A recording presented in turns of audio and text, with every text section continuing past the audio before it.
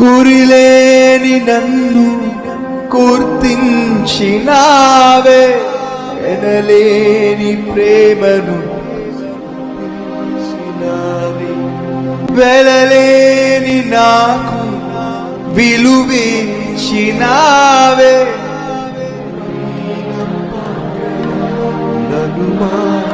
మరోసారి కలిసి, గురిలేని నన్ను గుర్తించినావే,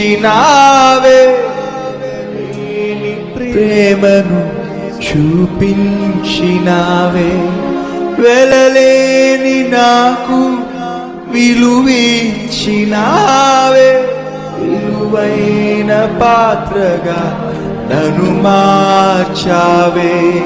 నీ ప్రేమ, నీ కరుణ చాలునయా నా జీవితాన. స్వరాలు విప్పి, మరిదేనిని ఆశించను,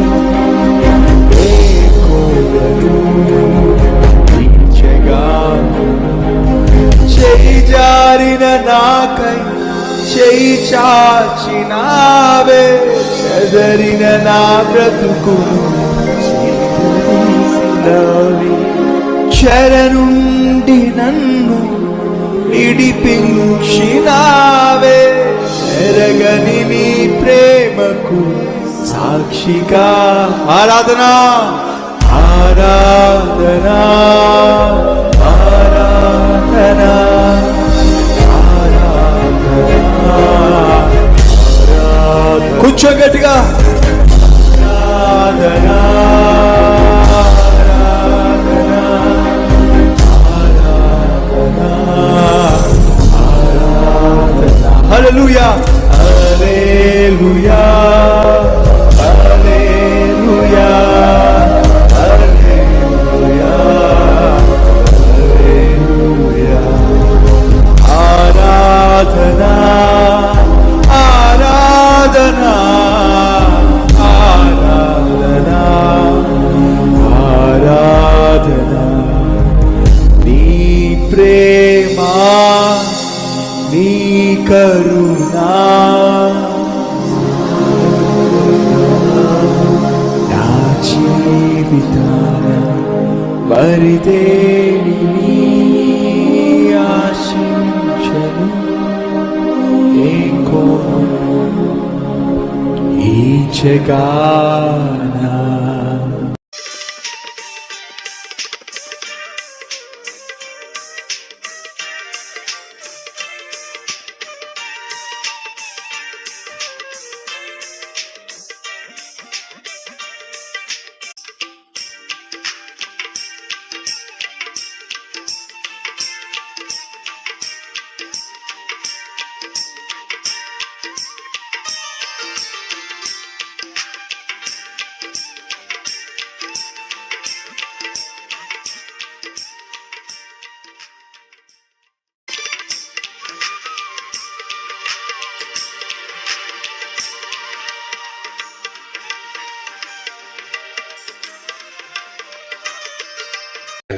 సహోదరి సహోదరులు, మనం ప్రశాంతంగా ఉండాలంటే మనం పరిశుద్ధంగా ఉండాలి.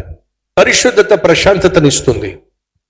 మన ప్రశాంతతను పాడు చేయడానికి సైతాను మన మీద దాడి చేస్తాడు, రకరకాలుగా దాడి చేస్తాడు. సులభముగా చిక్కులు పెట్టు పాపమును ఎరగా వేస్తాడు.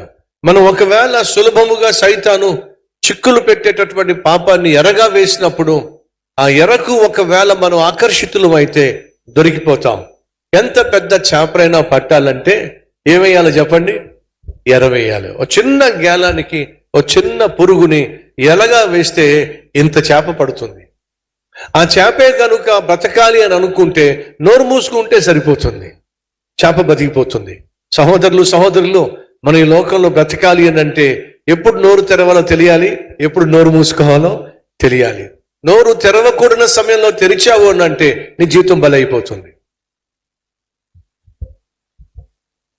దావీదు ఎంత చక్కని రాజు అంటే తన చుట్టూ ఉన్నటువంటి శత్రులను జయించేశాడు, ప్రశాంతతనిచ్చాడు.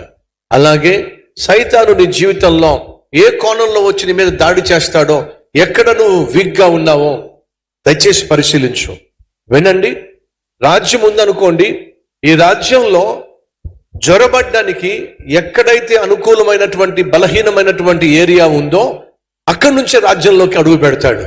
అలాగే మన ఆధ్యాత్మిక జీవితంలో ఎక్కడ మనం వీక్గా ఉన్నామో, ఎక్కడ సులభంగా మనం పడిపోతామో, ఎక్కడ సులభంగా సైతానికి దొరికిపోతామో అక్కడి నుంచే సైతాను మన జీవితంలో ప్రవేశించి మనల్ని నాశనం చేసే ప్రయత్నం చేస్తాడు. కాబట్టి మనం చేయాల్సింది ఏమిటంటే, మన ఆధ్యాత్మిక జీవితంలో, మన వ్యక్తిగత ఆత్మీయతలో ఏ ఏరియాలో మనం బలహీనంగా ఉన్నామో, నోరు సరిగా ఉండడం లేదా, అక్కడ నువ్వు సరిగా ఉండాలి. నీ కళ్ళు సరిగా ఉండడం లేదా, కంటి విషయంలో నువ్వు సరిగా ఉండాలి. నీ ఒళ్ళు మాటి మాటికి శోధిస్తుందా, నీ ఒంటిని కాపాడుకునే విషయంలో నువ్వు బలంగా ఉండాలి. నీకు తెలుసు నువ్వు ఎక్కడ సులభంగా సైతానికి లొంగిపోతావో, ఎక్కడ లొంగిపోతావో ఆ విషయంలో నువ్వు ఖచ్చితంగా జయించాలి. సహోదరి సహోదరులు, ఈ రోజుల్లో ఒక అన్న ఒక తమ్ముడు చిన్నప్పుడు అదే కంచంలో ఇద్దరు కలిసి భోంచేశారు, అదే మంచం మీద ఇద్దరు కలిసి పడుకున్నారు, అదే స్కూల్లో ఇద్దరు కలిసి చదువుకున్నారు. కానీ పెరిగిన తర్వాత, కాస్త ఆస్తి పెరిగిన తర్వాత ఇద్దరు కొట్టుకు చేస్తున్నారు. అటువైపు తన అన్నయ్య, ఇటువైపు తమ్ముడు కోర్టులో కొట్టుకు చేస్తున్నారు. ఏది వీరిలో ప్రేమ లేకుండా చేసింది, ఆప్యాయత లేకుండా చేసింది, అనురాగం లేకుండా చేసింది? ఆస్తిపాస్తులు. అనగా ఒక మనిషి యొక్క ఆస్తి కానీ, అంతస్తు కానీ, ధనం కానీ పెరిగినప్పుడు మానవ విలువలను మర్చిపోతూ ఉంటారు. కాబట్టి బైబిల్ సెలవిస్తుంది, ధనాపేక్ష సమస్త కీడులకు మూలం. ఏమీ లేనప్పుడు మన మధ్య ఎంతో ఆప్యాయత ఉంటుంది. గ్రామాలకు వెళ్ళండి, ఆ గ్రామాల్లో చాలా మంది పేదవాళ్లే ఉంటారు. ఎవరింట్లో అయినా మరణం సంభవిస్తే అందరూ వెళ్ళి ఆ ఇంట్లో వారిని ఆదరిస్తారు. పట్టణంలో చూడండి, అపార్ట్మెంట్లో పక్క ఫ్లాట్లో ఏదైనా జరిగినా సరే ఇటువైపు తలుపు కూడా తీరు. అపార్ట్మెంట్లో ఎవరైనా చనిపోతే అక్కడికి శవాన్ని తీసుకొచ్చినా ఒప్పుకోరు.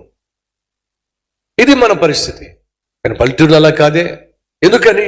వారికి ధన సంపదలు లేవు, కానీ మంచి వ్యక్తిత్వం ఉంది, మానవత్వం ఉంది. మనం దేవుని చేత దీవించబడుతున్నప్పుడు మానవ విలువలు మర్చిపోకండి, ఆప్యాయత అనురాగాలను మర్చిపోకండి.